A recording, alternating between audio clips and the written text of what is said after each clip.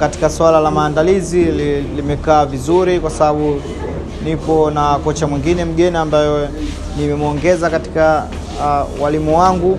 Kwa naamini kwa ujio wake na kwa mazoezi ambayo tumefanya na kwenda kufanya vizuri. Umemuongeza Kana Kabongo kwenye timu yako. Ni nini ambacho umekiona kwa Kana Kabongo ambacho kinaweza kwenda kukuongezea kitu wewe dhidi ya Alvin Kamikiu?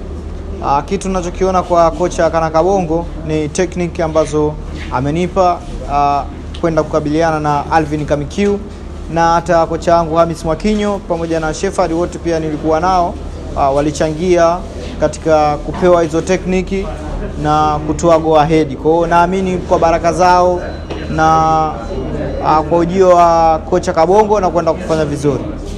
Mchezo uliopita nilijiandaa tofauti na mpinzani wangu, naye pia akaja tofauti, lakini awamu hii nimejiandaa full package. Kivyo vyote atakavyokuja naamini nitashinda.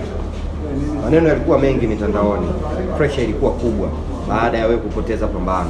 Tunataka kujua yamekuwa na athari kiasi gani ama yamekupa chachu kiasi gani kuelekea kufanya vizuri kwenye pambano hili? Kiupande wangu hajakuwa na athari, lakini imenijuza kuwa mimi ni nani katika michezo katika nchi yangu ya Tanzania, kwa sababu katika mechi ile wapo watu wawili au watatu ambao wamepoteza lakini hawakuzungumziwa. Nimezungumziwa mimi, nimeona ukubwa wangu, kwa haijaniathiri.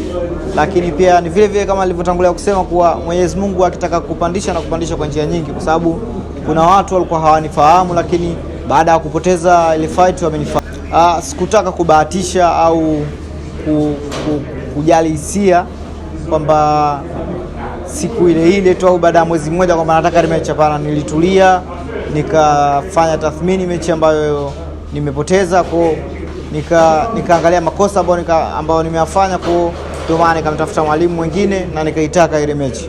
Naweza kusema kuwa kiupande wangu siwezi kuchukulia kwamba mchezo ni rahisi, lakini naamini nitapata matokeo mazuri kwa sababu hata yeye pia amejipanga, na yeye kwa sababu amewini game ya kwanza na naamini pia hii game anakuja kuchukua.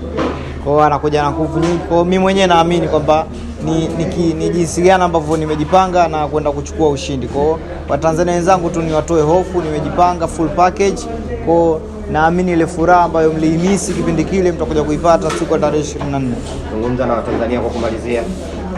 Nataka tukwambia Watanzania wenzangu, kwanza waniombe dua Mtanzania mwenzao, kwa sababu mechi ni ngumu na wote tunahitaji ushindi. Kwa hiyo support yao ndo inanipa nguvu zaidi, kwa waendelee kunisapoti ili kuweza kufanya vizuri.